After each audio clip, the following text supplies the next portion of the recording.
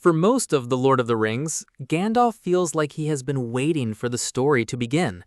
He appears in the Shire, already old, already famous, and already carrying the kind of knowledge nobody else seems to possess. But Gandalf did not arrive a few weeks before Bilbo's birthday. He had been in Middle-earth for roughly 2,000 years, so what was he actually doing all that time? Was he just wandering around, setting off fireworks, and occasionally remembering that Sauron existed? Or was the apparently absent wizard conducting a quiet campaign that made the entire War of the Ring possible? The short answer is that Gandalf was not waiting for the plot.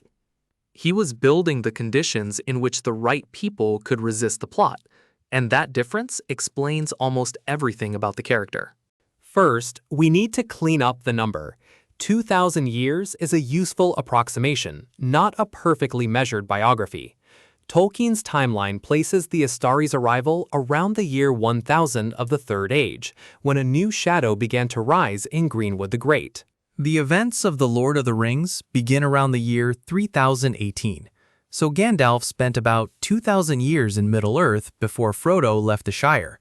But this was not 2,000 years of Gandalf being a normal human wizard. Before he was Gandalf, he was Olórin.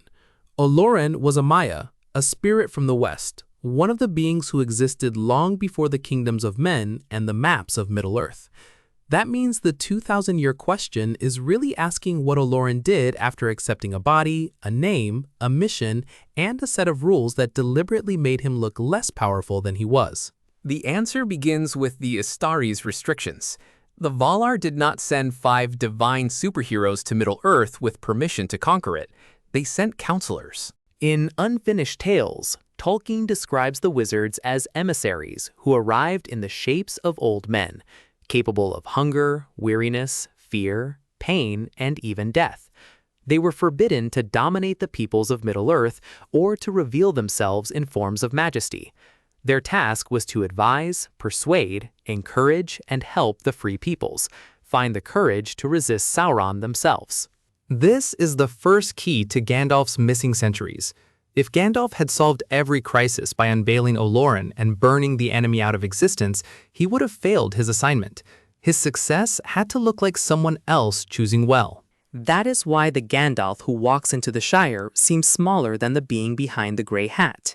He is not hiding his power because he has forgotten it. He is limiting it because the mission depends on freedom. Tolkien gives us no complete diary of Gandalf's first centuries. There's no chapter called The Wizard's Excellent 2,000-Year Travel Journal. Instead, we get a pattern. Gandalf is known by different names among different peoples. The elves call him Mithrandir, the Grey Pilgrim. The dwarves call him Tharkun. Among men, he acquires other names, reputations, friendships, and suspicions. Even the name Gandalf carries the flavor of an old wandering figure, something between a traveler and a keeper of strange knowledge. He does not rule a city. He does not build a fortress. He does not establish a school where every future hero has to enroll. He moves. That movement is not a lack of purpose. It is the only way a counselor can understand a continent that is slowly being poisoned by fear. Gandalf visits elves, dwarves, men, and hobbits. He listens to what they fear, notices what they have forgotten, and carries news from one people to another. His power is partly the power to connect events that isolated kingdoms cannot see. The fall of one realm, the movement of orcs, the return of an old name, and the strange behavior of a ring may look unrelated when each is observed from one village. Gandalf spends centuries learning how they fit together. This is where Gandalf's interest in the Shire becomes much more important than it first appears. To the great powers of Middle-earth, hobbits are easy to ignore. They have no armies, no ancient weapons, and no glamorous line of kings announcing themselves at every dinner. Gandalf sees something else. He sees a people with an unusual resistance to grand ambition. Hobbits can be possessive, stubborn, nosy, and surprisingly brave, but most of them do not dream of ruling the world. That makes them a strange kind of shelter from the ring's logic. Gandalf's affection for hobbits grows through long familiarity, not through one lucky visit. He knows the Shire well enough to have a reputation there. He knows Bilbo well enough to recognize that the comfortable little hobbit has more courage than he admits, and as the later account of the Quest of Erebor makes clearer, Gandalf's choice of Bilbo is not random comic casting. He is looking for someone who can move through a dangerous story without immediately trying to own it. The fireworks are real. The friendship is real. But underneath both is observation. Gandalf is learning what kind of people can carry responsibility without turning responsibility into a throne. The second major thing Gandalf was doing was tracking the return of Sauron's power. The timeline gives us one of the clearest outlines of his work at Dol Guldur. Around the year 2063, Gandalf entered the fortress in southern Mirkwood to investigate the figure known as the Necromancer. Sauron withdrew, and for a time the danger seemed to recede, but it had not disappeared. When Sauron returned to Dol Guldur in 2460, the old fear came back with him. Gandalf continued gathering evidence while the wise argued over how seriously to take the threat. This is not the most cinematic form of heroism. It involves suspicion, travel, old records, dangerous rooms, and persuading people who would rather believe that the crisis is someone else's problem. In 2850, Gandalf entered Dol Guldur again. This time he identified the Necromancer as Sauron and found the dying dwarf king Thrain, who gave him the map and key that would become crucial to the Quest of Erebor. Gandalf did not defeat Sauron in that fortress. He achieved something more frustrating and more useful. He confirmed the truth and carried it back to a council that still had to decide whether truth required action.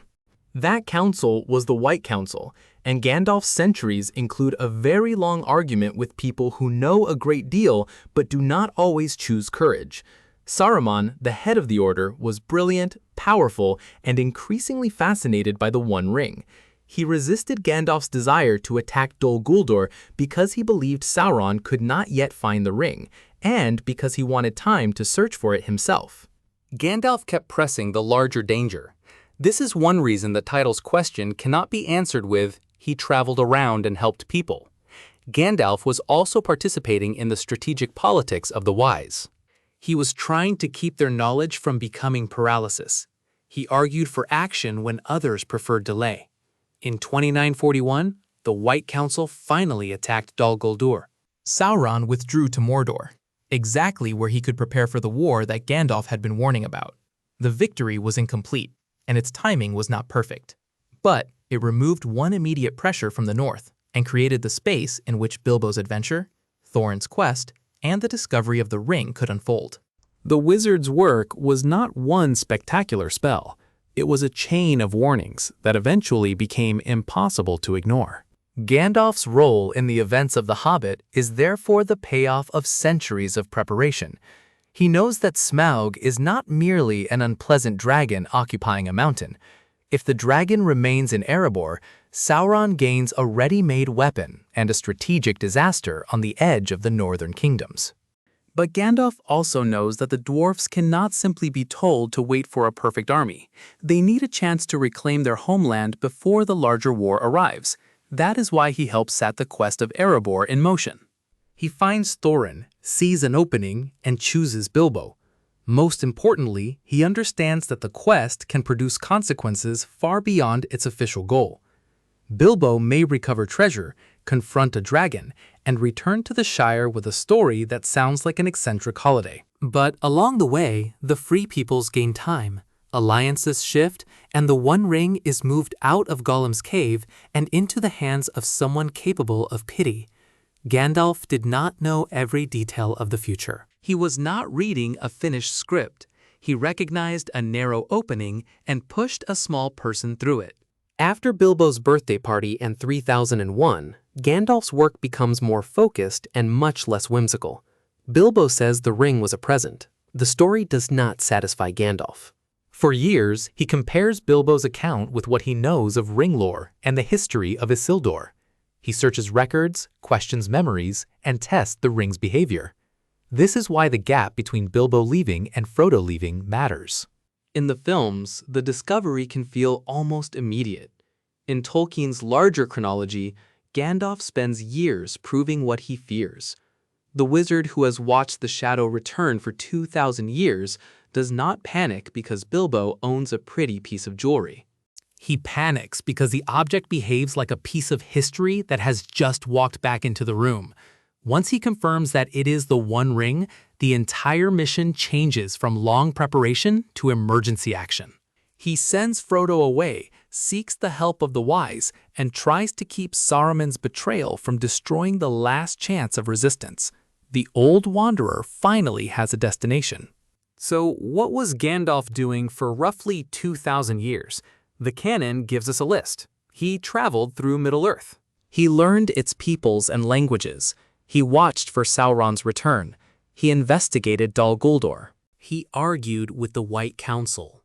He helped set the Quest of Erebor in motion. He cultivated a friendship with a hobbit who would otherwise have been invisible to history.